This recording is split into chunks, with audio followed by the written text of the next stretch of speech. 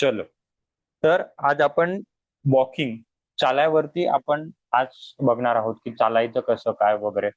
तर सुरू करायच्या पहिले मला तुमच्याकडून समजून घ्यायला आवडेल. माझी आता स्क्रीन शेअर करायच्या पहिले की का चाललं पाहिजे, वाय शुड वी वॉक.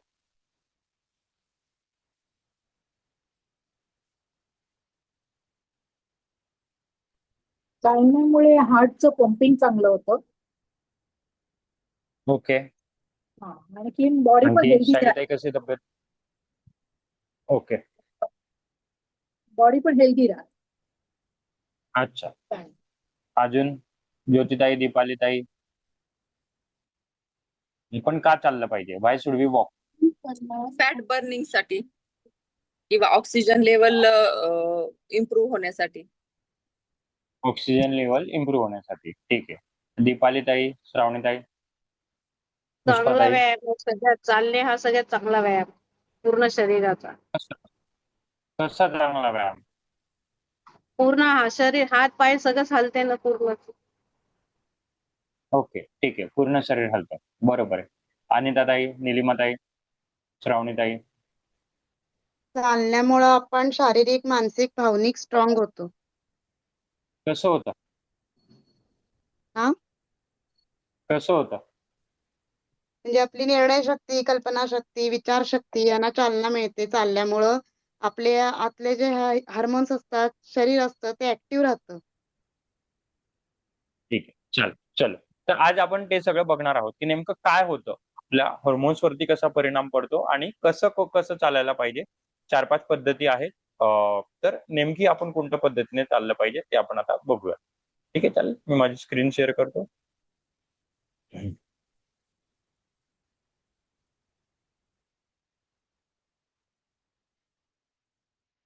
खूप महत्वाचं सत्र आहे, कारण चालतो आपण रोज चालतो. जरी आता तुम्ही हे 4,000-5,000 स्टेप्स मला सांगत असाल दररोज, तरीही कामानिमित्त आपल्या घरातल्या घरात 3,500-4,000 स्टेप सहज चालल्या जातात. तर आता हे सहज चालणं, तर ते कसं चाललं पाहिजे, काय चाललं पाहिजे, ते आता आपण आज डिटेलमध्ये बघणार आहे. ठीक आहे. पुढे जाण्याच्या पहिले माझा आवाज येतो सगळ्यांना. माझं नेटवर्क आज थोडं वायफाय डाऊन आहे, मी हॉटस्पॉट वरती आहे. तर माझं नेटवर्क इन केस ऐकून नाही आलं तर जसं चॅटबॉक्स मध्ये टाका, मी परत रिपीट करेल. ठीक आहे. चल, माझी स्क्रीन शेअर करतो. स्क्रीन दिसते सगळ्यांना माझी. चल, बढिया. There you go.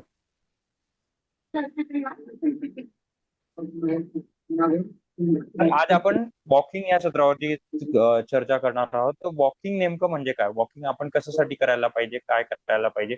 तर सगळ्यात पहिले वॉकिंग आपण फॅट कमी करायसाठी करायला पाहिजे. नाही, कमी जर करायचं असेल तर सगळ्यांनी म्यूट करून घ्या. ज्यांच्या माईक चालू आहे त्यांचे. जेव्हा मी प्रश्न विचारेल तेव्हा माईक ऑन करा, म्हणजे बाकीच्यांना डिस्टर्ब नाही होणार. ठीक आहे. चलो. तर फॅट कमी करायसाठी चालायला पाहिजे का नाही. तर फॅट जसं आता बाकीच्या त्यांनी सांगितलं की सगळ्यात महत्वाचं कुठेतरी कॉर्डिनेशन्स, आपल्या शरीराच्या कॉर्डिनेशन्स साठी चालणं खूप महत्वाचं आहे. तर कॉर्डिनेशन्स म्हणजे काय, तर आपल्या सगळ्या मेंदूपासून तर खालच्या पायापर्यंत सगळ्यांचे अवयव, आता अवयव पण आहेत, हॉर्मोन्स पण आहे, सिग्नलिंग पण आहे, नर्व सिग्नलिंग आहे, यांचं सगळ्यांमध्ये समन्वय साधणं, कॉर्डिनेशन याच्यासाठी चालणं पाहिजे. ऑब्व्हियसली स्ट्रेंथ आहे, आपलं बोन डेन्सिटी वाढते, मसल डेन्सिटी वाढते, हे सगळ्यांना आपल्याला माहिती आहे. पण आज आपण मेंदूवरती चर्चा करणार आहोत की आज चालण्याने मेंदू वरती कशी आपलं मेंदूची घडण होते, त्याच्यावरती आज आपण स्पेसिफिकली फोकस देणार आहोत. ठीक आहे. भरपूर गोष्टी तुम्हाला आज नवीन कळतील. जरी आपण आजपर्यंत चालत होतो तरी चालण्याबद्दलचा कम्प्लीट नवीन पर्स्पेक्टिव्ह तुम्हाला मिळणार आहे.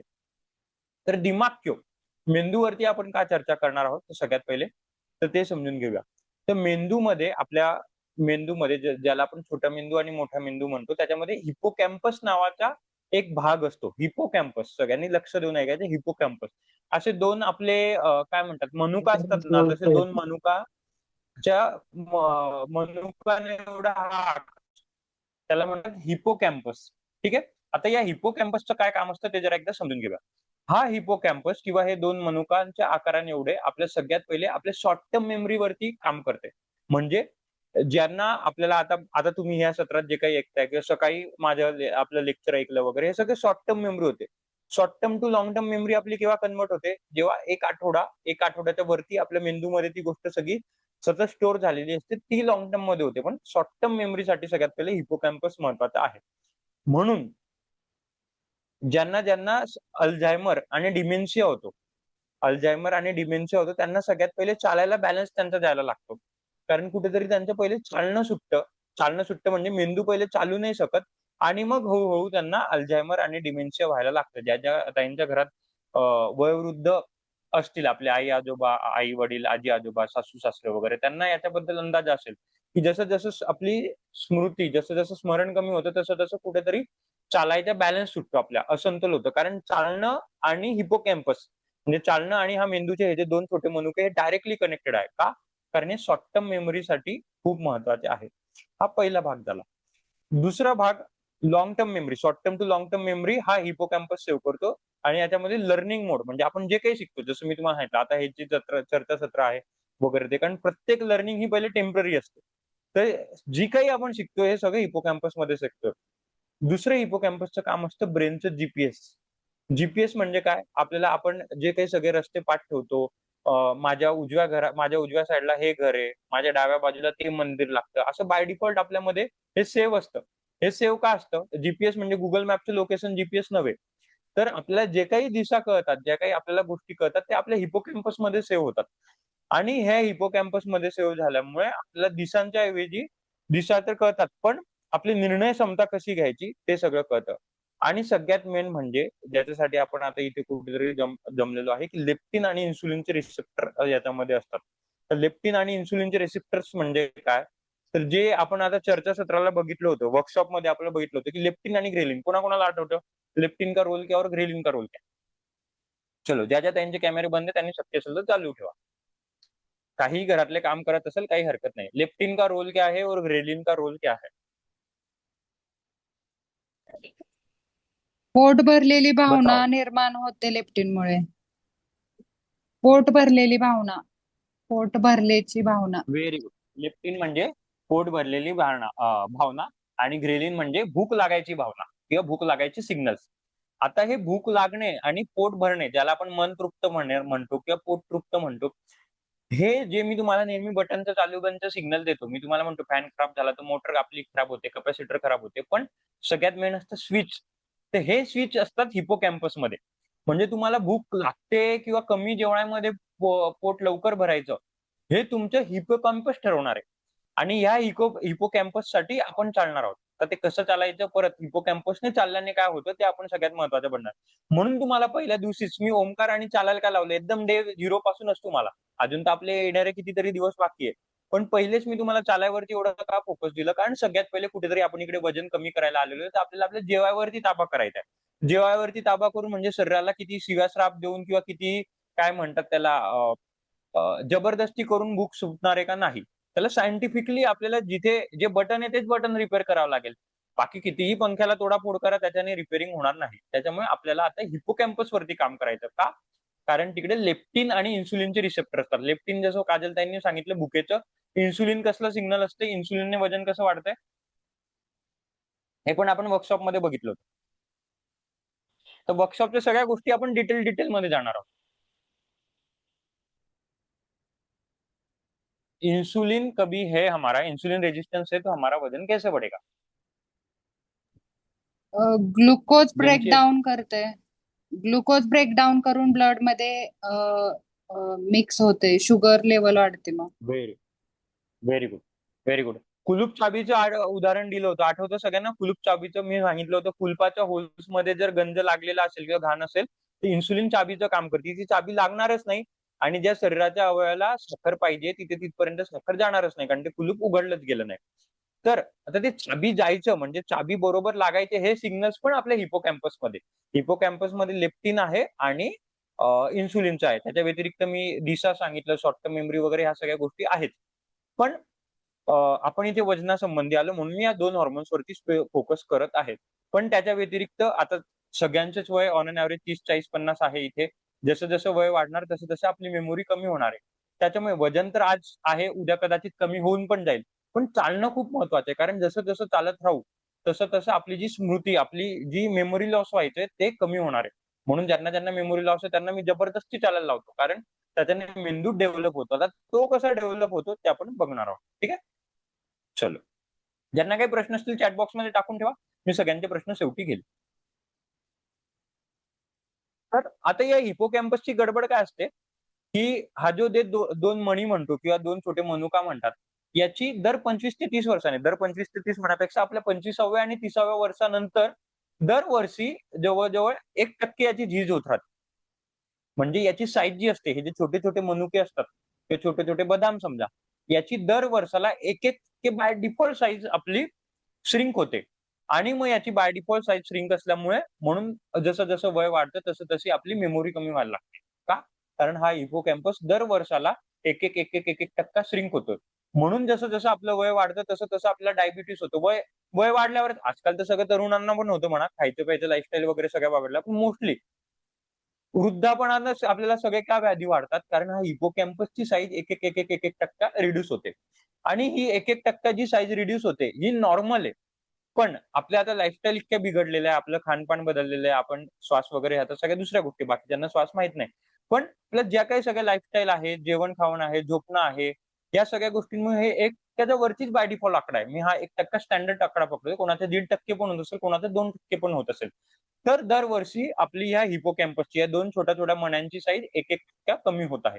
त्याच्यामुळेच आपल्याला ह्या सगळे जे जसं जसं वय वाढतं तसे तसे या सगळे आजार वाढत आहेत.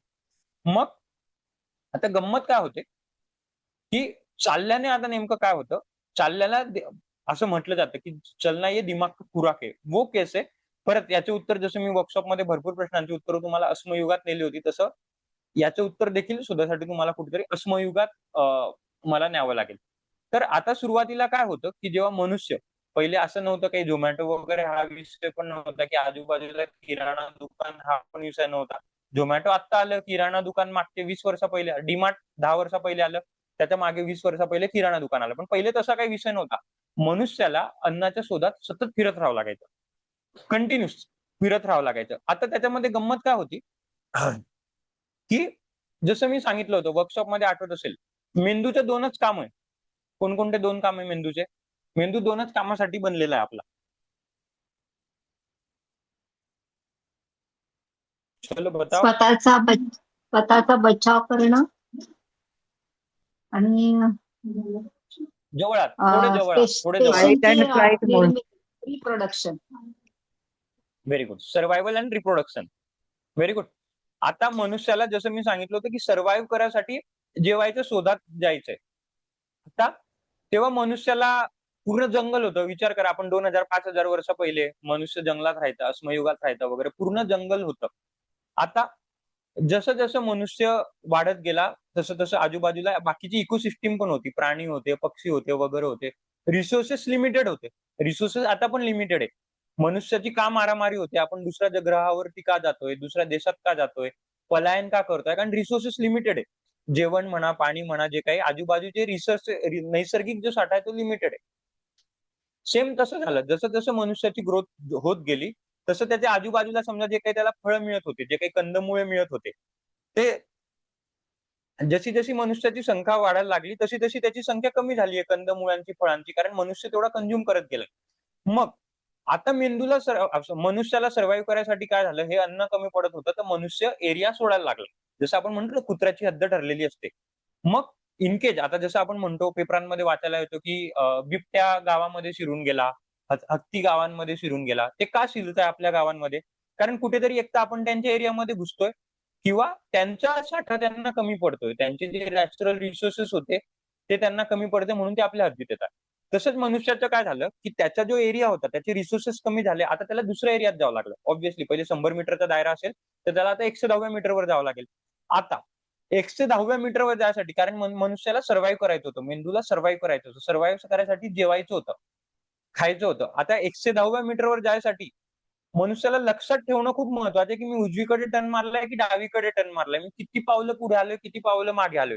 तेव्हा अशी खूण नव्हती मनुष्याला, की हा मंदिर आहे, मंदिराहून उजवा टर्न घेतला, पोस्ट ऑफिस आहे, पोस्ट ऑफिसहून डावी टर्न घेतला. तर मेंदू फक्त मनुष्याला जेवण करण्यासाठी जीपीएस डेव्हलप करत गेला. म्हणून हिपोकॅम्पसची सुरुवात झाली. हिपोकॅम्पसचे थोडं मी तुम्हाला इतिहासात नेतो. हिपोकॅम्पस कसा डेव्हलप झाला, कारण मनुष्याला जिवंत ठेवण्यासाठी का मनुष्याला अन्न मिळण्यासाठी. आणि जसं अन्न मिळण्यासाठी मनुष्याला दिशा ठेवणं खूप महत्वाचं होतं, कारण त्याला त्याचा दायरा सोडायचा होता. आणि दायरा तो जेव्हा सोडेल तर दायरा सोडून परत त्याला घरी यायचं होतं. तर ह्या दायरा सोडायमध्ये मेंदूला दिशा लक्षात ठेवणं खूप महत्वाचं होतं. तर सांगायचा अर्थ काय, की जर मनुष्य चालला नसता तर मनुष्याला अन्नच मिळालं नसतं, किंवा व्हायस वर्सा. जर मनुष्याला अन्न मिळालं नसतं तर मनुष्य चाललाच नसता. ते चालणं इतकं महत्वाचं आहे. आपलं जे काही आपण करतो एक्सरसाइज, आसनं, प्राणायाम, ध्यान, अंक ढमक तेवढं महत्वाचं नाही. सगळ्यात महत्वाचं आहे चालणं. म्हणून चालण्याला बेस्ट एक्सरसाइज म्हणतात. त्याचं कारण आज तुम्हाला सगळ्यांची उत्तर मिळतील. का बेस्ट एक्सरसाइज म्हणतात? जर चाललो नाही तर मेंदू आपला बाय डिफॉल्ट शटडाऊन होऊन जाईल, कारण मेंदू बनला ते चालायसाठी. ठीक आहे, चलो पुढे जाऊया. तर मी तुम्हाला हे समजत होतो की अन्नाच्या शोधात मनुष्य सतत फिरत राहिला, आणि सतत फिरत राहिल्यामुळे काय झालं, त्याला नवीन नवीन एरियात जायची गरज पडली. नवीन अन्न, बरं जसा एरिया नवीन होत, 100 मीटर वरती समजा सफरचंद लागायचं तर पुढच्या 150 मीटर वरती वेगळंच काहीतरी फळ लागायचं. मग ते फळ लक्षात ठेवणं पण खूप महत्वाचं होतं. पहिले मेंदूने जीपीएस लक्षात ठेवणं केलं, पण मग आता ते कोणतं फळ आहे, कोणतं फळ पॉइझनस आहे, कोणतं चांगलं आहे, कोणत्याने माझं पोट खराब होतं, ते पण तर तेव्हाच्या काळात स्ट्रगल्स असतील ना, 2000 वर्षा पहिले, 5000 वर्षा पहिले. मग त्याच्यासाठी शॉर्ट टर्म मेमरी डेव्हलप होत गेली. म्हणजे सांगायचा अर्थ काय, हिपोकॅम्पसचे मी तुम्हाला 2 सगळ्यात मेन काम सांगितलं होतं. सगळ्यात पहिले काय, शॉर्ट टर्म मेमरी डेव्हलप होणे आणि दिशा डेव्हलप होणे. तर ह्या 2 गोष्टी का डेव्हलप झाल्या, मुळात मनुष्याला अन्न पाहिजे होतं म्हणून या दोघी गोष्टी डेव्हलप झाल्या. उलट नाही झालं. पहिले दिशा डेव्हलप नाही झाली आणि शॉर्ट टर्म मेमरी डेव्हलप नाही झाली. कुत्र मांजरला शॉर्ट टर्म मेमरी नसते कधी त्यांना. कुत्र्या मांजरला असं नसतं की आज आपण काय बोललो तर ते रुसून बसतील, ते विसरून जातात, कारण त्यांना मेमरी तेवढी नसतेच. तुम्ही जर बघा, गाय आपल्याकडे जर दररोज दारावरती येत असेल, जरी आपण गावाला गेलो असलो, कुठेतरी गेले तरी गाय नियमानुसार येईल, कारण तिला मेमोरीच नसते की अरे हे तर 5-6 दिवसापासून घरी गावाच्या बाहेर गेलेले असं करून. हेच जर मनुष्य असतो तर त्याला कळून जातं की अरे 4-5 दिवसापासून कुलूप दिसतंय, तर कदाचित हे घरी नसतील. पण सांगायचा अर्थ की मनुष्याचा ब्रेन याच्यासाठी डेव्हलप झालेला आहे की अन्न मिळवण्यासाठी, आणि अन्न मिळवण्यासाठी आपली जी काही मेमोरी आहे, तुम्ही आता जे काही ऐकता आहे, आणि अन्न मिळण्यासाठी आपलं जीपीएस डेव्हलप झालेलं आहे. आणि तसा तसा हिपोकॅम्पस डेव्हलप होत होता. आणि हा हिपोकॅम्पस कसा डेव्हलप होत होता, प्रत्येक वेळेला नवीन नवीन ब्रेनची सेल डेव्हलप होत. जसं जसं आता खूप त्यांना आपल्याला तुम्हाला जाणवत असेल, खूप काही म्हणतात की मला चालल्यावर रिलॅक्स वाटतं, मस्त शांतता वाटते, थोडं काम वाटतं, खूप एन्झायटी मध्ये असते तर थोडं मी चक्कर मारून आली की थोडं शांतता वाटते. असं का वाटतं? क्या रिजन आहे इसके पीछे? असं म्हणतात की हॅपी हार्मोन्स वाढतात म्हणून. हॅपी हार्मोन बाहेर पडतात, पण का बाहेर पडतात? सॅड हार्मोन्स का नाही बाहेर पडत? सॅड हार्मोन्सने असं काय गुढं मारलंय?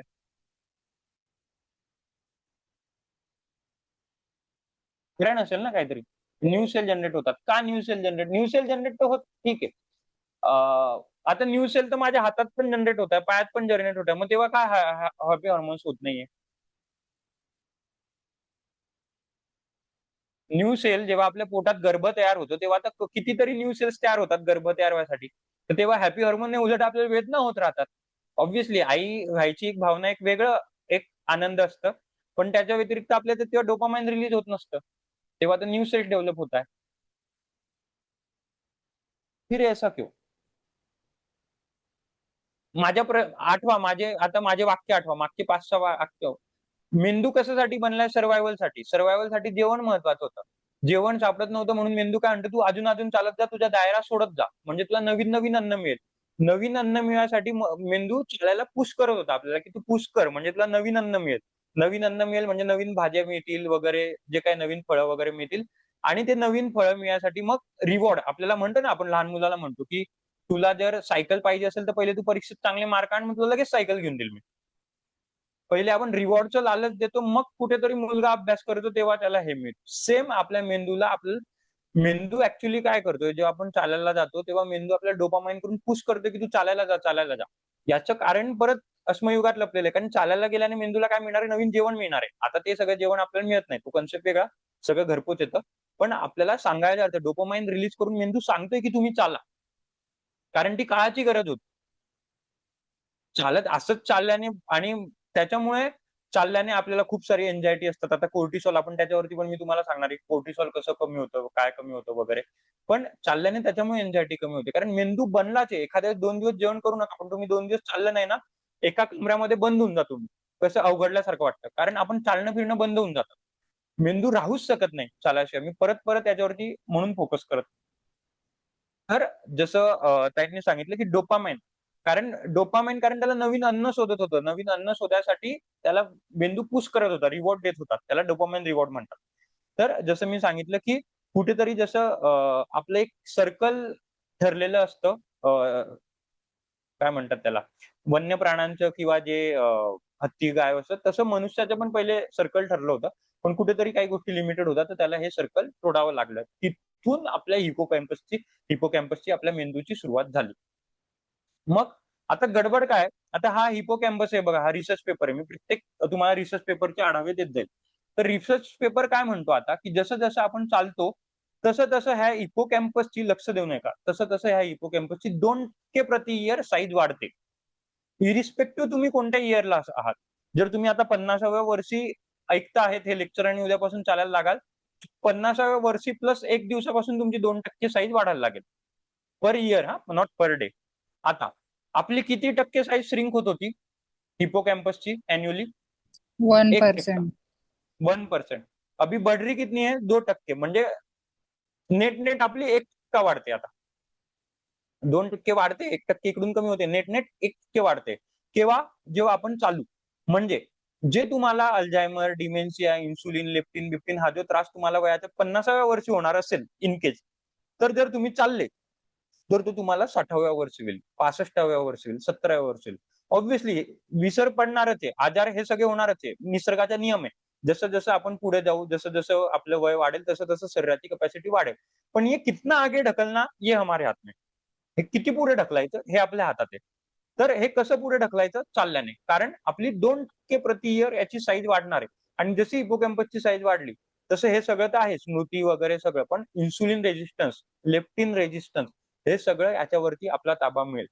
म्हणून जे एकदम खूप ओबेस असतात, 100, 110, 120, 125 किलो असतात.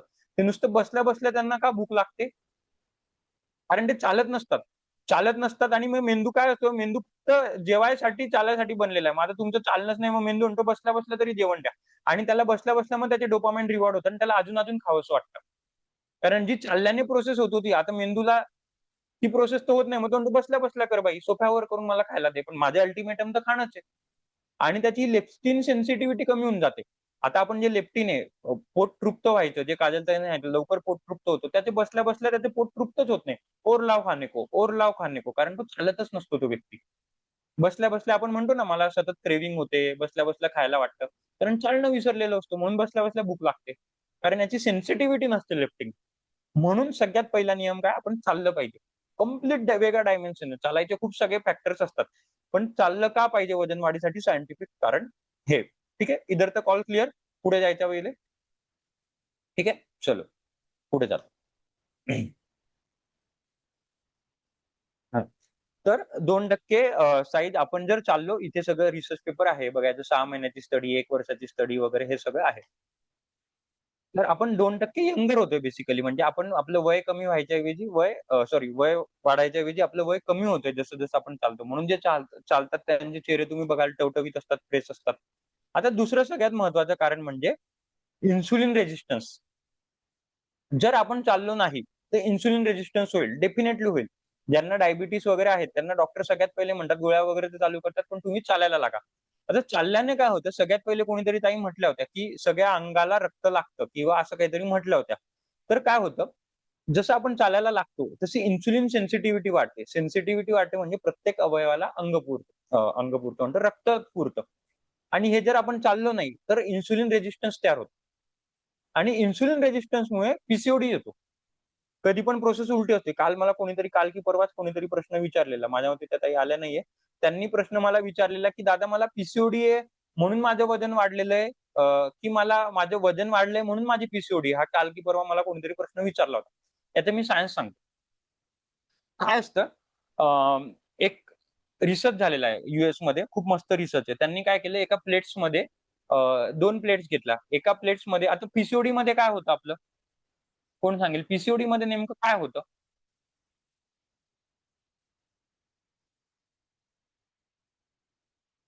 What exactly happens in PCOD? irregular periods, hormone okay, अजून इम्बॅलन्स, इस्ट्रोजन जास्त वाढतं. कोणता हार्मोनल इम्बॅलन्स? इस्ट्रोजन. इस्ट्रोजन हा कोणाचा हार्मोन्स असतो, महिलांचा की पुरुषांचा? महिलांचा. महिलांचा. ओके, मग इस्ट्रोजन हा कमी होतो की जास्ती होतो पीसीओडी मध्ये? जास्त होतो. टेस्टेस्टेरॉन वाढतो बहुतेक. इस्ट्रोजन हे कमी होतं. कमी होतो. इस्ट्रोजन कमी होतं म्हणून टेस्टोस्टेरॉन वाढतो. महिलांचा हार्मोन कमी होतो आणि पुरुषांचा हार्मोन वाढतो. म्हणून आपल्याला ज्यांना ज्यांना पीसीओडी असतो त्यांना केस येतात. जे जे पुरुषांचे जे सगळे सिम्पटम्स असतात ते पुरुषांचे सिम्पटम्स येतात, म्हणजे टेस्टोस्टेरॉन वाढतं.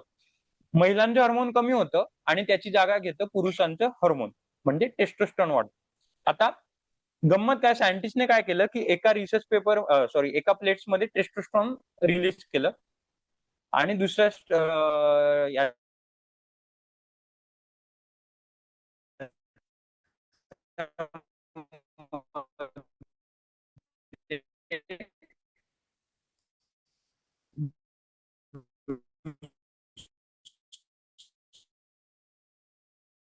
इन्सुलिन तयार नाही झालं.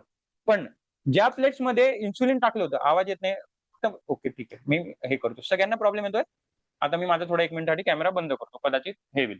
हा, तर त्यांना काय आढळलं रिसर्च पेपरला की ज्याच्यामध्ये इन्सुलिन रेजिस्टन्स होतं त्याच्यामध्ये टेस्टोस्टेरॉन बनायला जास्ती सुरुवात झाली. म्हणजे सांगायचा अर्थ काय की सगळ्यात पहिले ज्यांना ज्यांना पीसीओडी आहे त्यांना कुठेतरी इन्सुलिन रेजिस्टन्स हमखास आहे 110%. जरी तुमची HbA1c, अच्छा आवाज येत नाहीये, बाकीच्यांना येतोय आवाज?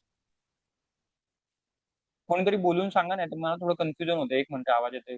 येतोय आवाज. येतोय ना, ठीक आहे. पुष्पाताई तुमच्या साईडने काहीतरी इश्यू असेल मग, ठीक आहे. नाही चलो. दादा, मधीत मधीत आवाज कट होतोय. ठीक आहे, आवाज कट होतोय. ओके, ठीक आहे, मी कॅमेरा बंद करतो. मध्ये आवाज कट होतोय दादा. ठीक आहे, चालेल, मी रिपीट करतो, काय हरकत नाही. हा, तर यूएस रिसर्च परत रिपीट करतो. तर प्रश्न असा होता रिसर्चच्या समोर, सायंटिस्ट वैज्ञानिकांसमोर असा होता की पहिले पीसीओडी येतो की पहिले इन्सुलिन रेजिस्टन्स येतो. म्हणजे ज्या त्यांना इन्सुलिन रेजिस्टन्स आहे त्यांना पीसीओडी होणार आहे की ज्यांना पीसीओडी आहे त्यांना इन्सुलिन रेजिस्टन्स होणार आहे? हा खूप मोठा सायन्समध्ये डिबेट. मग रिसर्चरने त्याच्यावरती काय काम केलं की 2 प्लेटलेट्स घेतल्या. एका प्लेटलेट मध्ये इन्सुलिन सोडलं आणि दुसऱ्या प्लेटलेट्स मध्ये टेस्टोस्टेरॉन सोडलं. ठीक आहे. आता ज्या प्लेटमध्ये टेस्टोस्टेरॉन सोडलं होतं त्याच्याने पुढे इन्सुलिन तयार नाही झालं. पण ज्या प्लेट्स मध्ये इन्सुलिन सोडलं होतं त्याच्याने पुढे टेस्टोस्टेरॉन तयार झालं. याचा अर्थ काय? इसका मतलब क्या है? आवाज आला सगळ्यांना माझा?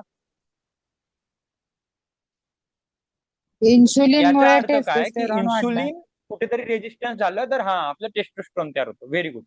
तर सगळ्यात पहिले म्हणजे की आपल्याला इन्सुलिन वरती काम करणं खूप महत्वाचं आहे. ज्यांना पीसीओडी आहे, ज्यांना इनफर्टिलिटी आहे, ज्यांना मेनोपॉज आहे. मेनोपॉज खूप भयंकर त्रास होतो. आपण सगळे इस्ट्रोजन वगैरे बघतो, पण याचा सगळ्यांचा उसका बाप बोले तो उसका बाप है इन्सुलिन. आपल्याला सगळ्यात पहिले इन्सुलिन रेजिस्टन्स वरती काम करायचं आणि म्हणून हळूहळू आता आपण डीप मध्ये जाणार आहे आता पुढे.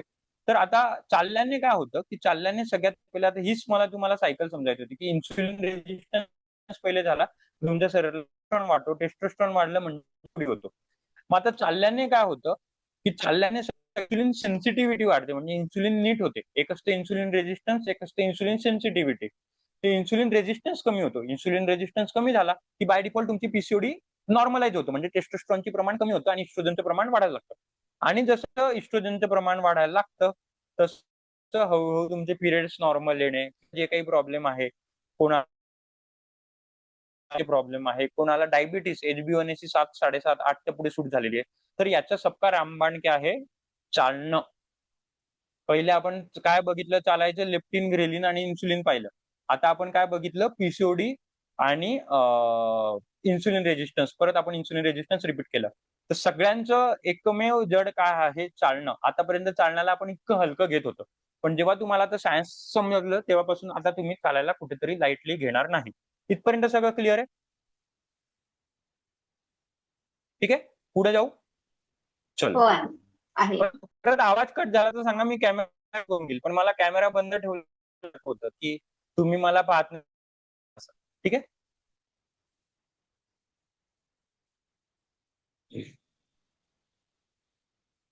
चला, मग आता कडे जाऊया. जसं आपण वर्कशॉप मध्ये तर मला खूप साऱ्या ताई म्हणतात की दादा स्टेप्स वगैरे कोणी ऐकलंय 10,000 स्टेप्स वगैरे आपण ऐकलं असेल की 10,000 स्टेप्स.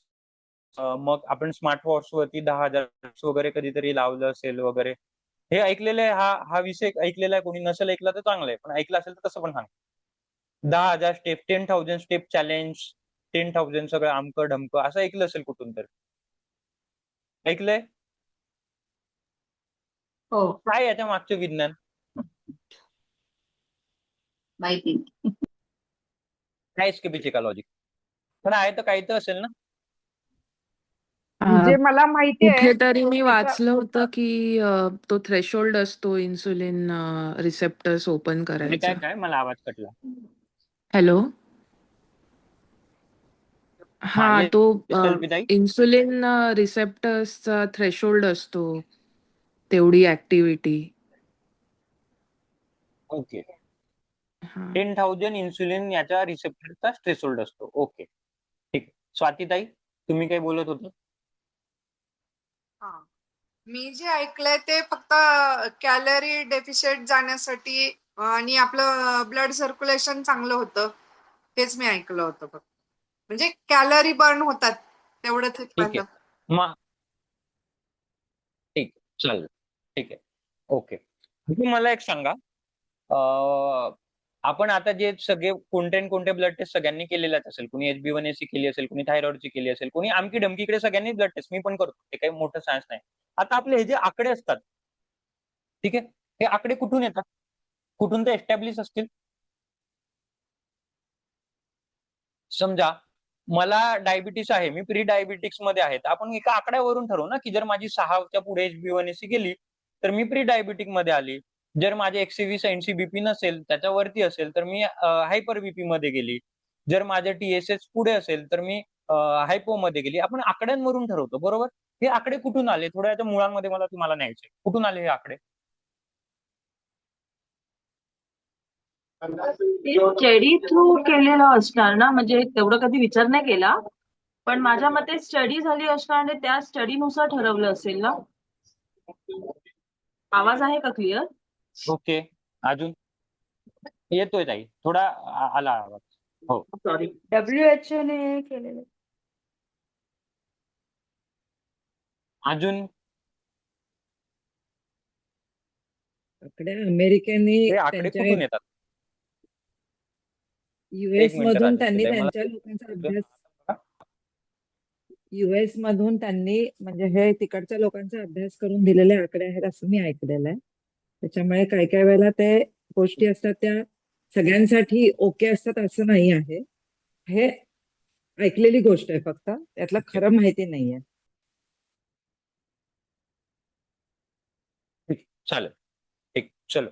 तर आता गंमत अशी असते ना की आपण जे काही आकडे आहे, आता ठीक आहे, भारत आता मागच्या 20 ते 25 वर्षापासून जेव्हा 1992-1991 पासून ग्लोबलायझेशन झालं, तुम्हाला ग्लोबलायझेशन एक मनमोहन सिंग तेव्हापासून जेव्हा आपण दुसऱ्यांसाठी दरवाजे उघडे केले, तेव्हा आपल्यामध्ये रिसर्च सुरू झाला, जे काय असेल तेव्हा.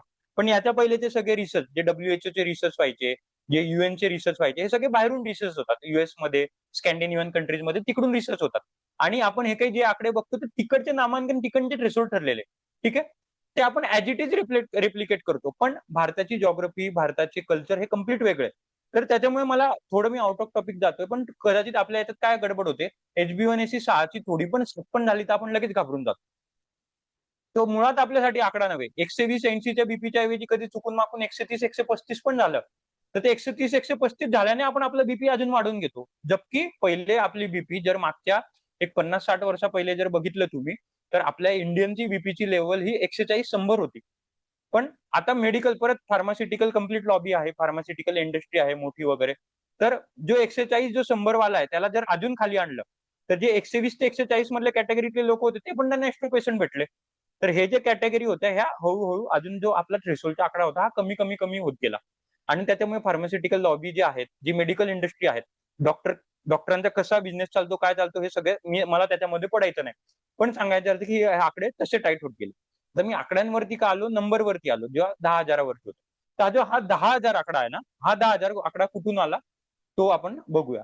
त्या 10,000च्या आकड्यामधलं कुठलंही सायन्स नाहीये, कुठलंही कॅलरी नाहीये, कुठलंही काही इन्सुलिन रिसेप्टरचं नाहीये. हा कम्प्लीट मार्केटिंग चॅलेंज आहे. याला तुम्ही सर्च करू शकता. त्याला पिडोमॅटर मार्केटिंग कॅम्पेन 1964 साली, जेव्हा माझ्या मते जपान की चायना मध्ये ऑलिम्पिक्स तेव्हा 1964 साली होतं. तेव्हा हे कॅम्पेन झालेलं आणि तेव्हा आता जे सगळ्यांनी स्मार्ट वॉच घातलंय ना, त्याच्यामध्ये पिडोमीटर असतंय बाय डिफॉल्ट. आपण किती स्टेप्स चालतो, काय चालतो, मोबाईलमध्ये पण पिडोमीटर असतं. तेव्हा 1964 साली जपानमध्ये पिडोमीटर पहिल्यांदा आलं होतं आणि त्याला लॉन्च करायसाठी 10,000 स्टेप्स हे मार्केटिंग कॅम्प आणि तो 10,000चा फुगा इतका बसला की ते आपण 10,000 10,000 10,000 10,000 करतच आलो. त्याला कुठलंही सायंटिफिक तथ्य नाही. मग किती स्टेप्स चालाव्या? तर याच्यासाठी मग परत तुम्हाला बॅक टू रिसर्च नेतो. तर याच्यासाठी आता रिसर्च असं म्हणतो की जेव्हा तुम्ही एक स्क्रीन शेअर, हा रिसर्च काय म्हणतो, तुम्हाला हा दुसरी फिगर बघा की जेव्हा तुम्ही 8,000च्या स्टेप्स पर्यंत चालतात, 8,000च्या पुढे 14,000च्या पुढे तुम्ही कितीही चाला, 8 ते 14 मध्ये जो फायदा तुम्हाला 8,000 स्टेप्सला मिळणार आहे that is equivalent to 14,000. As simple as that. Obviously 19-20 थोडा उधर ज्यादा बेनिफिट मिलेगा. पण जो फायदा जर तुम्हाला 8,000ला मिळत आहे तर 14,000पर्यंत ओढायची काही गरज नाही. म्हणजे 10,000पर्यंत, 11,000पर्यंत किंवा 8,000च्या खाली जायची पण गरज नाही. तुम्हाला 6.5-7 पर्यंत हा थ्रेशोल्ड पिकअप असतो. तर याला म्हणतात की ऑप्टिमम इफिशियन्सी म्हणतात. त्याला सीव्हीडी म्हणतात, ऑप्टिमम इफिशियन्सी, की तुमचे किती स्टेप्स चालल्याने तुमची किती इफिशियन्सी राहील. तर मुळात 10,000 आकडा या फंद्यामध्ये बिलकुल पडायचा नाही. कारण खूप वेळेला मी काय हे ऐकलेलं, जसं तुम्ही पण आता सांगितलं की मी जास्ती चालल्याने जास्ती कॅलरीज बर्न होईल वगैरे. असा काही विषय नसतो. जर आपल्या एक्स्ट्रा कॅलरी खर्च झाल्या तर परत बॅक टू वर्क जा. आपलं मेंदू कशासाठी म्हणलं, बीएमआर, आपलं बीएमआर कमी होतो जेव्हा आपण कॅलरी खर्च करतो आणि कुठेतरी मग आपण आपल्या हृदयाला, आपल्या लंग्सला धोक्यात जेव्हा एक्स्ट्रा त्रास देतो. कारण मेंदूसाठी तुमचं हृदय जिवंत ठेवणं महत्वाचं आहे, तुमचं लंग्स जिवंत ठेवणं महत्वाचं आहे. कारण तुम्ही जास्तीत जास्ती पण हे 10,000 कॅलरी जास्ती बंद करायच्या नंतर आपण आपले जे इनबिल्ट सिस्टम आहे त्याला त्रास देतो. तर किती चालायचं? 7 ते 8,000. As simple as that. त्याच्याही कमी चाललं तरी चालेल, पण त्याच्यावरती चालायचं नाही. हा पहिला नियम. ठीक आहे. मी सहज एक तुम्हाला अजून एक उदाहरण सांगतो आकड्यांवरून. थोडं आउट ऑफ टॉपिक गेलं चालेल ना तुमच्या नॉलेजसाठी? 2 मिनिटं आउट ऑफ टॉपिक जातो. ठीक आहे. आता जसं मी चालायचं सांगितलं, जसे मी तुम्हाला हे आकडे सांगितले 6, 7, 8 HbA1c जे वगैरे. आता सध्या एक नवीन आलेलं आहे. पाणी किती प्यायला पाहिजे? 3 लिटर प्यायला पाहिजे. 3 लिटर. मग प्रत्येक बाटलीवरती मार्कर असतील. मग मॉर्निंगचं मस्त सनलाईटचं मस्त चित्र असतं. मग इव्हिनिंगचं मस्त चित्र असतं. एवढं पाणी प्यायलाच पाहिजे. आपण एकदम सिनातान की आपण ती बॉटल घेऊन फिरतो. एवढं पाणी प्यायलाच पाहिजे. मग पहिले लोक असं मोजत होते का? पहिले तर त्यांच्याकडे आरो-बिरो पण नव्हते. विहिरीत बिचारे कधी घेऊन यायचे? दररोज सकाळचा अंडा घेऊन यायचे, रात्रभर दूध दुसऱ्या दिवसापर्यंत पुरवायचे. मग हा हिशोब होता का पहिले? उलट ते तर आपल्यापेक्षा जास्ती कष्ट काम करायचे. मग हा हिशोब अचानक कस का आला? Pure marketing campaign. आता प्युअर मार्केटिंग कॅम्पेन, आता पाण्याला काय मार्केटिंग कॅम्पेन असेल? ठीक आहे. आता आपल्याला पाणी फुकट मिळतं. आपण नदीतून आणतो. आपण जे काय असतं आपले नगरपालिका, जे काय म्युन्सिपालिटी वगैरे असते. पण बाहेर स्कॅन्डिनेव्हियन कंट्रीज मध्ये वगैरे त्यांना पाणी एक्स्ट्रॅक्ट करायला त्यांना चार्जेस द्यावे लागतात. गव्हर्नमेंटला त्यांना चार्जेस द्यावे लागतात. आपल्या जशी बिस्लरी वगैरे कंपनी आहे तसं तिकडे त्यांना नदीतून पाणी उचल्यासाठी सरकारला टॅक्स म्हणण्यापेक्षा सरकारला काही पैसे द्यावे लागतात. रॉ मटेरियल इन्व्हेस्टमेंट आहे. जर तुम्ही रॉ मटेरियल मध्ये एवढी इन्व्हेस्टमेंट टाकत असाल तर तुम्हाला त्याचं प्रोडक्शन पण तेवढं निघालं पाहिजे ना. आपल्याला काय कितीही पाणी प्या, आपल्याला काय प्रोडक्शन, आपण नदीतूनच उचलणार आहे फुकटमध्ये. किंवा बोरिंग जितकी उचलायची तितके काय, काही कलेक्टरचे काही नियम नाही, काही नाही, कसलंही काही नाही. पण बाहेर तसं चालत नाही. बाहेर त्यांना बकायदा, जर समजा बिस्लरी सारखी उदाहरण देतो, जर कंपनी अमेरिकेत आहे, त्यांना रॉ मटेरियल त्यांचं हवंय तो तरी एक्स्ट्रॅक्ट करावं लागेल ऍट द ग्राउंड वॉटरवरून किंवा नदीतून किंवा त्यांच्या कालव्यातून, तलावातून त्यांना गव्हर्नमेंटला टॅक्स घ्यावे लागतील. आता हे पैसे वसूल करायसाठी आणि त्यांना प्रॉफिट मार्जिन काढायसाठी मग लोकांना जास्तीत जास्त पाणी पिणं त्यांना प्रमोट करायचंय. मग जास्तीत जास्त पाणी प्रमोट करायसाठी परत पिडोमीटरची भानगड होती. वापरतील जेव्हा जास्ती चालतील तेव्हा. तसं पाणी लोक, बिस्लरी लोक केव्हा पितील? जेव्हा जास्ती पाणी पितील तेव्हा. तेव्हा कुठे मार्केटिंग कॅम्पेन आलेले? 1 लिटर प्या, 2 लिटर प्या, 3 पाणी पिणं नक्कीच चांगलं, तिथे हे नाही. पण मला तुम्हाला वारंवार हे सांगायचं की आकड्यांमध्ये अडकायचं नाही. किती खाल्लं पाहिजे, किती प्यायला पाहिजे, किती चाललं पाहिजे, घुमून फिरून कट लॉंग स्टोरी शॉर्ट मी त्याच्यासाठी एवढं सगळं सांगितलं. ठीक आहे. चलो back to the topic. Walking वरती येऊया. किती चालायला पाहिजे? एक 7 ते 8,000 स्टेप थ्रेशोल्ड असतात. ठीक आहे. आता कसं चालायला पाहिजे, आता मी त्याच्यावरती येतोय. सगळ्यात पहिली बाय एव्हिडन्स सगळ्यात पहिली जी मेथड असते ती इंटरव्हल वॉकिंग. मोस्टली जपानीज लोक ह्या वॉकिंगची प्रॅक्टिस करतात. आता याच्यामध्ये काय असतात की जर तुम्ही 10 मिनिटं चालत असाल तर त्यातले पहिले 3 मिनिटं स्लो वॉकिंग, दुसरे 3 मिनिटं फास्ट वॉकिंग. या स्पीडने तुम्ही तुमचे 10 ते 12 मिनिटं जे आहेत ते मॅच करतात. असे जवळजवळ 5 ते 6 तुमचे रिपिटेशन व्हायला पाहिजे. आता प्रत्येकाचे ऑब्व्हियसली आता आपल्याकडे खूप साऱ्या ताई आहेत ज्यांचं वय वाढलेलं आहे, खूप साऱ्या ताई आहेत ज्यांच्या जस्ट आता रिसेंट डिलिव्हरी वगैरे झालेल्या आहे. तर परत हा हार्ड अँड फास्ट आकडा नाही, पण जर तुम्ही एकदाच वॉक करत असाल तर त्याच्यामध्ये फास्ट स्लो करायचं. आता फास्ट म्हणजे काय आणि स्लो म्हणजे काय? फास्ट म्हणजे काय की आपल्याला बोलता येता कामा नये. जे आपण एकदम फास्ट चालतो ना लोकल पकडायसाठी, तर आपण बोलू शकत नाही ते म्हणजे फास्ट. कारण प्रत्येकाच्या फास्टची व्याख्या वेगवेगळी असते. परत फास्ट म्हणजे आकड्यामध्ये पडायचं नाही की 10 किलोमीटर प्रति घंटा, 5 किलोमीटर प्रति घंटा, तसं नाही. माझं फास्ट हे कदाचित रेणुकाताईंच्या फास्टपेक्षा वेगळं असेल, कदाचित स्वातीताईंपेक्षा वेगळं असेल. तर प्रत्येकाची फास्टची व्याख्या काय की मला बोलता आलं नाही पाहिजे. आणि प्रत्येकाची स्लोची व्याख्या काय, जे आपण मस्त गार्डन मध्ये फुलं पाहत फिरतो रॅन्डम तसं, मस्त आजूबाजूची गंमत, ते म्हणजे स्लो. आणि फास्ट म्हणजे न बोलणं. अशा रीतीने जे काही तुम्ही चालत असाल, आता समजा तुम्ही 10 मिनिटं चालताय, 10 मिनिटांमधले पहिले 5 मिनिटं फास्ट चालायचे, दुसरे 5 मिनिटं स्लो चालायचे. याच्याने काय होतं, आपलं नेहमी मेंदू म्हणा किंवा आपलं शरीर असतं हे ऍक्लिमेटायझेशन मध्ये जात असतं. What is mean by acclimatisation? दादा एक सांगू का?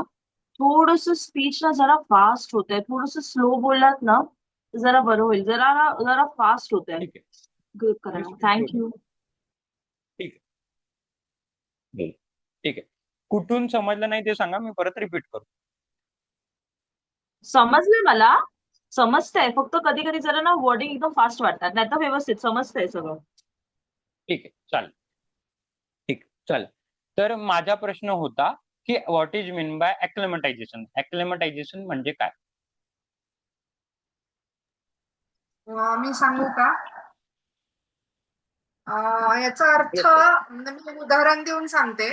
जसं की आता आपल्या इथलं क्लायमेट खूप गरमी आहे आणि आपल्याला जर थंड हवेच्या ठिकाणी जायचं म्हणजे खूप जास्त 0 डिग्री टेम्परेचर असेल, तर आपण सडनली तिथं गेलं तर बॉडीला ते सूट होत नाही आणि त्याचे वाईट परिणाम भोगावे लागतात. काहीतरी म्हणजे चक्कर येते किंवा काहीतरी होतं आपल्याला. व्हॉमिटिंग होतं, मळमळ होतं. मग त्याच्यासाठी आपल्याला आधी तिथं थोडंसं शांत राहायचं असतं, म्हणजे जास्त बाहेर फिरायचं नाही वगैरे. तिथं जाऊन फक्त म्हणजे आपण फक्त एक स्टे वगैरे करायचं आणि नंतर मग आपण ते बाकीचं त्या क्लायमेटमध्ये आपली बॉडी सूट झाली म्हणजे थोडंसं कव्हर होतं बॉडीला ते, म्हणजे सवय झाली की मग सुरू करायचं. नाहीतर त्याचे म्हणजे बॉडी युज टू होती त्या वातावरणामध्ये. Very good. ऍक्लिमेटायझेशनचं अपोजिट काय? तुम्ही आता शेवटी तो शब्द वापरला. काय अपोजिट? अपोजिट म्हणजे सूट होणे का? युज टू होणे, सूट होणे. तुम्ही युज टू होणे म्हणजे बॉडी अडॉप्ट करून घेते, जे आहे ते अडॉप्ट केलं. आता ऍक्लिमेटायझेशन म्हणजे पहिले चॅलेंज केलं तर अडॉप्ट केलं. तर what is mean by adopt केलं? आता जर मी तुम्हाला काही लिहायला लावतो, ठीक आहे, एक शब्द लिहायला लावतो, ओमकार ओमकार ओमकार ओमकार ओमकार असं तुम्हाला म्हटलं वहीवर लिहत राहा, तर तुमची अशी फेज येईल ओमकार ओमकार ओमकार लिहायला लागतं आणि डोळे बंद करून पण तुम्ही ओमकार ओमकार ओमकार ओमकार लिहायला लागा. का?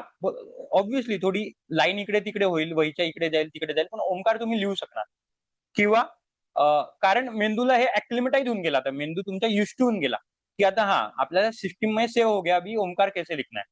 मग आता आपण जे चालतो, आज जे मी तुम्हाला 4000 स्टेप लावायला लावल्या, 5000 स्टेप चालायला, तर याच्यामध्ये गंमत काय होते की आपला मेंदू जेव्हा आपण चालायला लागतो ना तेव्हा पहिले 100-200 पावलं चालतो आणि अंटिल अँड अनलेस जर काही हर्डल्स आले नाही, एकदम कार नाही आली, एकदम खड्डा नाही आला, एकदम अचानक काही नाही आलं, तर मेंदू ऍक्लिमेटाइज होऊन गेला, चल रहा है चलने दो.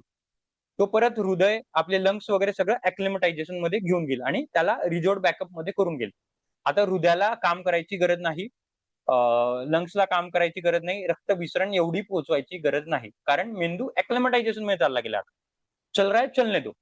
हेच जर कार आली तर आपण अचानक दचकतो. का दचकतो? कारण ऍक्लिमेटाइज झालेलो असतो.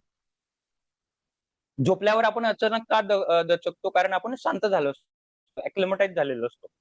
चालता चालता आपण मस्त आपल्या धुंदीमध्ये चालतो, अचानक कार आली, अचानक खड्डा आला, आपण दचकतो, कारण मेंदू एकदम अलर्ट होतो. तर सांगायचा अर्थ काय की जेव्हा आपण नुसतं चालतो तर तुम्ही कितीही नुसतं चाला, तुमचे 100, 200, 500, 1000 प्रत्येकाची ही लेवल्स वेगवेगळी असेल, पण मेंदू ऍक्लिमेटाइज होऊन जाईल. मग तुमच्या कॅलरी ही अर्थ नाही, कारण मेंदू तर या ऍक्लिमेटायझेशन न होण्यासाठी आपल्याला मेंदूला प्रत्येक वेळेला वेगवेगळे चॅलेंजेस देणं फार महत्वाचं आहे. मग ते चॅलेंजेस देणं कशाला? आता तुम्ही 3 मिनिटं चालायला लागले, मेंदू आता जस्ट 3 मिनिटं आहे, अचानक ती स्पीड फास्ट करून घ्यायची. म्हणजे मेंदू अचानक उठेल, अरे आता आपल्याला फास्ट चालायचंय. जसं जसं फास्ट व्हायला तो अॅक्लिमेटाइज व्हायला लागला, मुद्दामून स्पीड स्लो करून घ्यायची. मग जसं जसं स्पीडला अॅक्लिमेटाइज होईल, मुद्दामून स्पीड फास्ट करून घ्यायची. याला म्हणतात अॅक्लिमेटायझेशन ऑफ बॉडी. ठीक आहे. तर आपण काय करतोय, मेंदूला कन्फ्युज करतोय, जेणेकरून आपले जे हार्ट्स आहे, आपले जे लंग्स आहे, ते शटडाऊन मोडमध्ये जाणार नाही. ठीक आहे. चालतो तेवढंच आहे, जे तुम्ही 4000 5000 स्टेप चालणार आहे तेवढंच आहात, पण याच्यामध्ये काय करणार, व्हेरिएशन्स करणार आहे. मध्ये 200-500 पावलं फास्ट, 200-500 पावलं स्लो, परत 200-500 पावलं कोणाला पळायचं असतील तर 200-500 पावलं पळू पण शकतात, जे आता यंग आहेत. पण acclimatisation should not be there, as simple as that.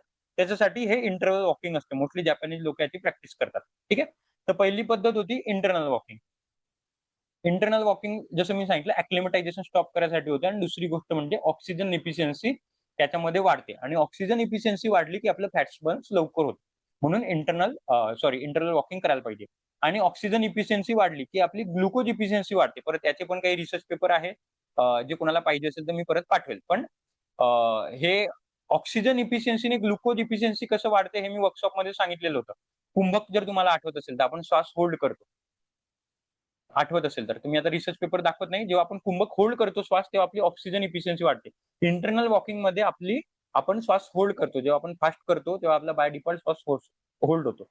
तर आता याच्या पुढे इंटरनल वॉकिंग करायची आहे. ठीक आहे. ही पहिली वॉकिंग. आता अजून दुसऱ्या तिसऱ्या वॉकिंग सांगत आहे. तर पुढची वॉकिंग आहे वेटेड वॉकिंग.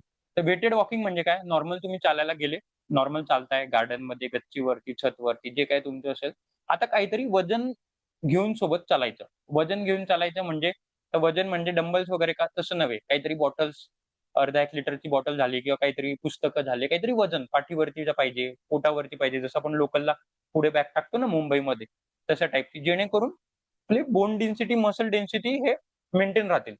आता हे वजन किती पाहिजे, जवळजवळ आपलं बॉडी पर्सेंट जे आहे तेवढी ती आपली, त्याच्या 10% मॅक्स, म्हणजे 1 किलो पासून सुरुवात करायची. जर माझं वजन 60 किलो असेल तर 1 ते 6 किलो पर्यंत हळूहळू मी त्या पीक पर्यंत जायचा प्रयत्न करेल. As simple as that. हे असतं वेटेड वॉक. ठीक आहे. एक मिनिट सर, मागे आलो. वेटेड वॉक किती करायचं, 10 ते 15 मिनिटं तुमच्या इफिशियन्सीनुसार करायचं, आणि हळूहळू परत. आता तुम्ही रोज 10 ते 15 मिनिटं केले आणि रोज 1 लिटरची बॉटल घेऊन चालले, तर परत तुमचा मेंदू अॅक्लिमेटाइज होऊन जाईल 1 दिवसासाठी. जिम मध्ये म्हणतो की डंबेलचं वजन वाढायला पाहिजे ना, जसं पिरियॉडिकली तसं, कारण मेंदू अॅक्लिमेटाइज नाही होणार, मसल अॅक्लिमेटाइज नाही होणार. तर हळूहळू हे वजन आपल्याला वाढवायचे.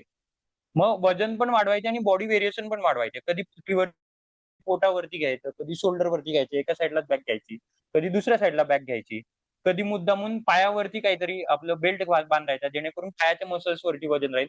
व्हेरिएशन आणत राहायचे चालण्यामध्ये. ते खूप इम्पॉर्टंट. नुसतं चालणं महत्वाचं नव्हे. ठीक आहे. चलो, जसं मी सांगितलं, लोड वाढवायचा आणि हळूहळू डिस्टन्स वाढवायचा. यासाठी बोन डेन्सिटी आणि मसल स्ट्रेंथन याला मदत होते. आता तिसरं, आता हे सगळं मॉडर्न सायन्स नुसार सांगितलं. आता आयुर्वेदाचं पण थोडे 5-10 मिनिटात बघूया, आणि मग मी प्रश्न उत्तर घेतो. आयुर्वेद काय म्हणते, आयुर्वेद या सगळ्यांना जे काही 8,000 10,000, ऑब्व्हियसली आयुर्वेद याला मानत नाही. आयुर्वेद फक्त एकाच गणिताला मानते, ते म्हणजे की तुम्ही जितकं बेअरफूट चालाल ते तुमच्या पंचेंद्रियांना, आपले जे पंचमहाभूत असतात आणि पंचेंद्रिय असतात त्याच्याशी तुम्ही डायरेक्ट कनेक्ट व्हाल. त्याच्यासाठी तुम्ही बिना बेअरफूट चालाल, कारण आपल्या एका तळपायात जवळजवळ मोरलेस 32 ते 35 अॅक्युप्रेशर पॉईंट्स असतात.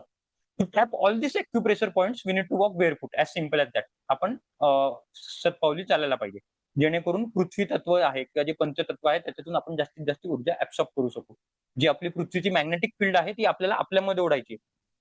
तर त्याच्यासाठी आयुर्वेद काय म्हणते की तुम्ही शतपावली चालवा. परत शतपावली पण कशी चाला, या 8 आकारामध्ये चालायचं, म्हणजे क्रॉस मध्ये चालायचं नेहमी.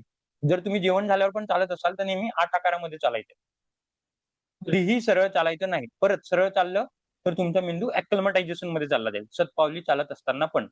आणि कधीही एक नियम लक्षात ठेवायचा की कितीही फॉर्म मध्ये आलं तरी 5 किलोमीटरच्या वरती चाललं गेलं नाही पाहिजे.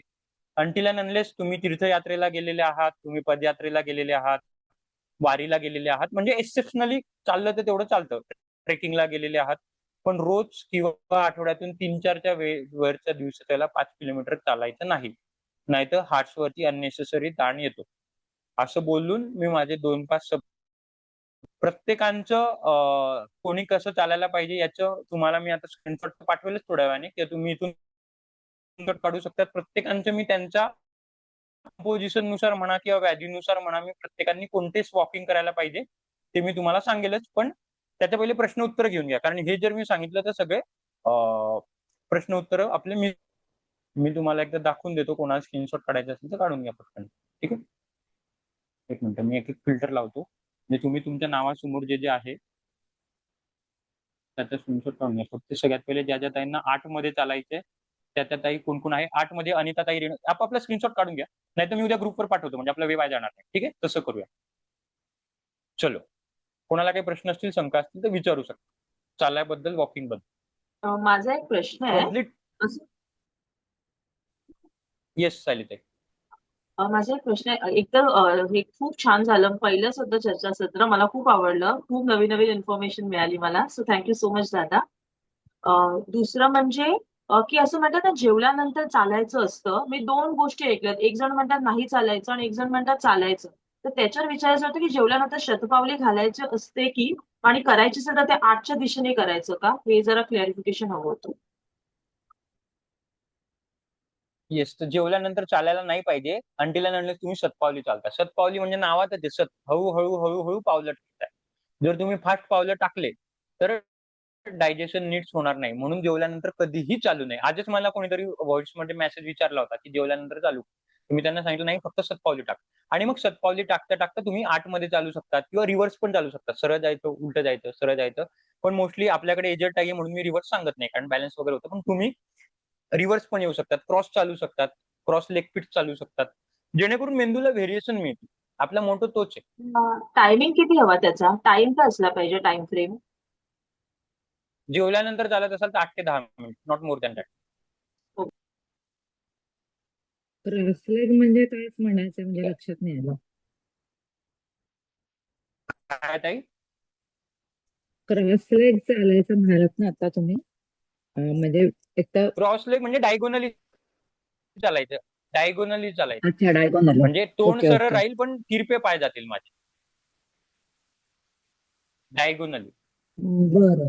आणि रिव्हर्स म्हणजे ओके. माझं तोंड समोर राहील पण मी उलटे पावलं नाही, टाकेन मागे रिव्हर्स नवावर. माहितीये, रिव्हर्स माहितीये मला. म्हणजे रिव्हर्स मी चालते मधून मधून, फक्त प्रोव्हाइडेड दॅट मागे कोणी नसलं पाहिजे, पण ते लक्ष ठेवायला लागतं याच्यासाठी. पण अदरवाईज रिव्हर्स चालण्याचे म्हणजे फायदे आहेत थोडक्यात. Yes yes, that is obvious. Yes, ज्यांना नी रिप्लेसमेंट वगैरे आणि करायला तुम्ही सांगितलेली आहे मगाशी वगैरे त्यांना स्क्रीनशॉट काढायला सांगितला, तो मी काढला नाहीये. परत स्क्रीन शेअर करणार तुम्ही? कोणाकोणाला कसं वॉकिंग सांगितलंय मी त्याच्यात मी ताई नेमकी स्क्रीनशॉट पाठवतो का? मी सगळ्यांना स्क्रीनशॉट पाठवतो. बरोबर बरोबर. मी ग्रुपवरच टाकतो, म्हणजे तेवढे वेळ मला प्रश्न उत्तर घ्यायला मिळतील जर मी स्क्रीन शेअर नाही केले तर. कारण नी रिप्लेसमेंट वाल्यांचं तुम्ही काय बोलत मला होता? नक्की नी रिप्लेसमेंट ज्यांची झाली आणि आफ्टर नी रिप्लेसमेंट जेव्हा 3-4 वर्ष नी रिप्लेसमेंट होतो आणि माणूस चालायला लागतो विदाउट सपोर्ट, डॉक्टर त्याला आवर्जून सांगतात की तुम्ही थोडं रिव्हर्स चालणं सुरुवात करा. किंवा ज्यांचं थोडं नीचा प्रॉब्लेम आहेत किंवा ज्यांना वाटतंय की अशी शंका आहे, तर त्यांना डॉक्टर आवर्जून सांगतात की थोडं थोडं उलटं चाला, कारण गुडघ्यांसाठी उलटं चालणं खूप महत्वाचं असतं.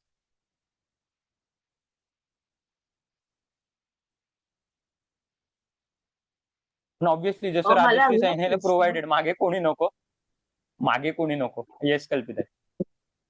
आणि तुम्ही ते वेट व्हेरिएशन करायला सांगितलं. फॉर एक्झाम्पल मग हातामध्ये बॉटल घेतली किंवा डंबेल घेतलं, तर ते दोन्ही हातात घ्यायचं आहे ना, त्याच्यामध्ये काही असिमेट्री नाही करायची ना? पाठीमागे पोटामध्ये तसं घ्यायचं. हातामध्ये म्हणजे अच्छा. आपल्या ग्रिपमध्ये नाही, पाठीमागे, म्हणजे ते ओके. सिमेट्रिकली राहतं, इव्हनली डिस्ट्रीब्यूट होतं.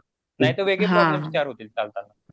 कारण ते वेटेड वेस्ट पण येते अशी, ती तुम्ही पूर्ण वेअर करू शकता अशी. Yes yes yes. पण त्याच्यामध्ये वेटचं व्हेरिएशन नाही करू शकत.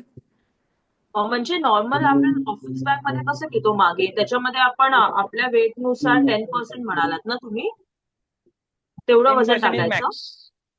10% is max. Max. Okay okay, कळलं. चालेल चालेल ओके. परत अगेन त्याच्यावरती जाता कामा नये. त्याच्यावरती जर गेलं तर मग हळूहळू, कारण आपले मसल्स एवढे स्ट्रॉंग नसतात, मग आपण खूप बड काढतो, मग परत खूप बड काढल्याने मग परत फायदा तर काही होत नाही, तोटे घेऊन घरी जातो. आता 40 दिवसात एक गोष्ट लक्षात ठेवायची, फायदा शून्य झाला चालेल पण तोटा कोणीही घरी घेऊन जायचा नाही. एक नियम लक्षात ठेवायचा. त्याच्यामुळे फायदा कुछ नहीं हुआ चलेगा. चालताना कायम सॅक घेऊन चाललं आणि त्याच्यातली वजनं म्हणजे व्हेरी करत राहिलं तरी तसं चालू शकणार आहे मला का? ना राजश्री त्यांचा आवाज कट होतो, बाकीच्या त्यांना ऐकू येतोय? राजश्री टाईप करून बघतात, मला तुमचा आवाज कट होतो थोडा. Okay. प्रश्न मला असं आहे, तुम्हाला वॉकिंग बद्दल कम्प्लीट नवीन पर्स्पेक्टिव्ह मिळालं असेल. आपण किती लाईट घेतो चालायला, किती महत्वाचं आहे, आज त्याची रियालिटी कळाली असेल. येस काजल ताई.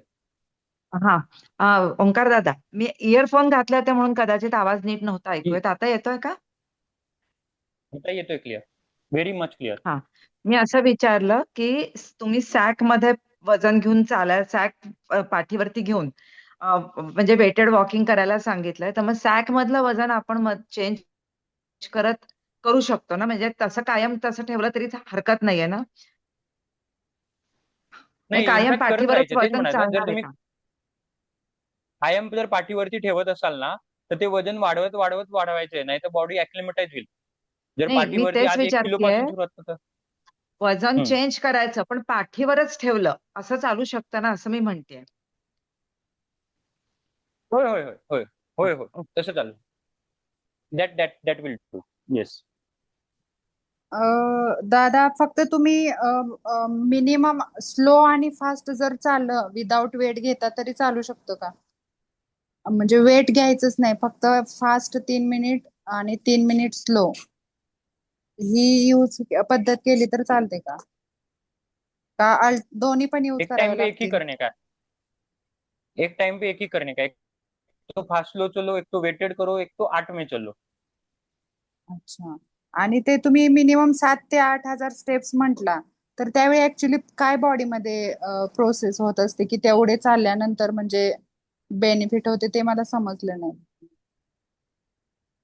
तुम्ही मिनिमम 7 चालल्याने जे फायदे होतात ना, हा चालल्याने जे काही फायदे होतात, फॉर एक्झाम्पल कॅलरी बर्न होतात, आपण आज लेप्टिन बघितलं, इन्सुलिन बघितलं, कोर्टिसॉल बघितलं, हे सगळे होतात, ते सगळे होतातच चालल्याने. तुम्ही 1000 चाला की 5000 चाला की फक्त 7000 नंतर काय होतं, 8000 नंतर मेंदू ऍक्लिमेटाइज होऊन जातो. मग तुम्ही फक्त चालत राहाल, शारीरिक चालत राहाल, बाकी मेंदू शरीरात काही जे काही चेंजेस व्हायचे ते होणार नाही 7000 8000च्या पुढे. समजलं? जे काही चेंजेस होतील ते 7 7.5 पर्यंतच होतील. Okay, thank you. मला विचारायचं होतं. हॅलो. येस, विचारा ना ताई. कोण विचारतंय? हा, अनिता. अनिता ताई. हा, टोटल तुम्ही 6-8 हजार पावलं करायला सांगितली, पण ते दिवसात अशी 2-3 वेळा केली तर चालतात का?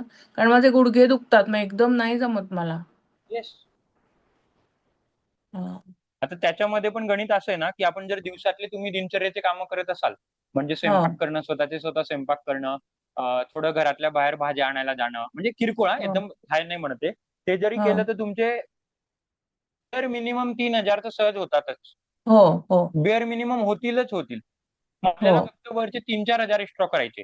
ते तुम्ही 3 टप्प्यामध्ये करू शकता, दिवसातून भागीला 3 करू शकतात. 1000 on an average. Okay okay. दादा, आणखीन एक विचारायचं होतं.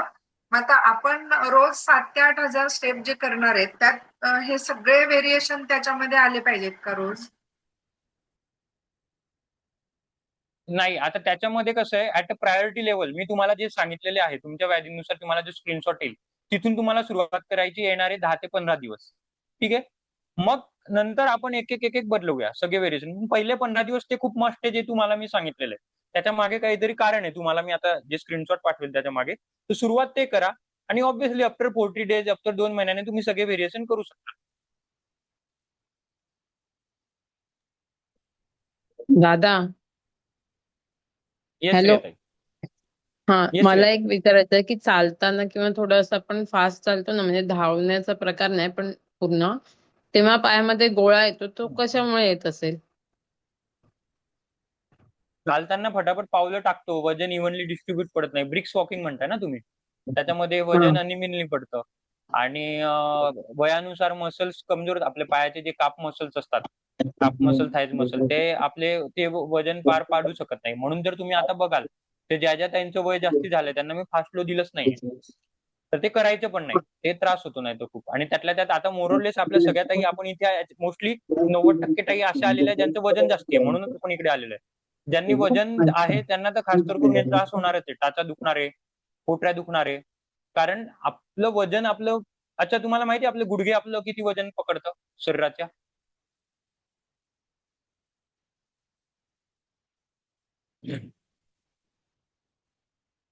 एक अंदाज?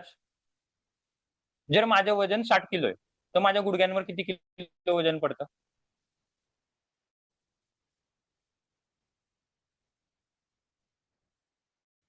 लगाव बोली, तुक्की तो मारने हैं. 60 किलो ना. ओके. आपल्याला आपल्या गुडघ्यांवरती आपल्या वजनाच्या गुणेला 3 किलो वजन पडते. गुणेला 3. जर माझं 60 आहे, तर माझ्या गुडघ्यांवरती 180 किलो वजन पडतंय. 50% नव्हे ताई. गुणेला 3. आता तुम्ही इमॅजिन करून घ्या, की आपले पाय काय आपले हाल म्हणत असतील. आणि त्यातल्या त्यात आपण इव्हनली चालत पण नाही. डेफिनेटली आपल्या एक उजवा डावा हे होत राहतो.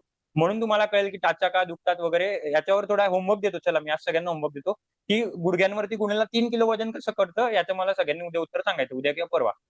बरोबर इंटू 2.8 किंवा 3 एवढं आपलं वजन पडतं. आता प्रत्येकाने आपापल्या वजनाचा हिशोब लावून घ्या. मी माझ्या वजनाचा हिशोब सांगितला. माझं 62 किलो, मी 60 किलो कॅल्क्युलेशन साठी पकडलं. 180 किलो दररोज उठता बसता माझं वजन पडतंय गुडघ्यांवरती. काय म्हणतील ते गुडघे?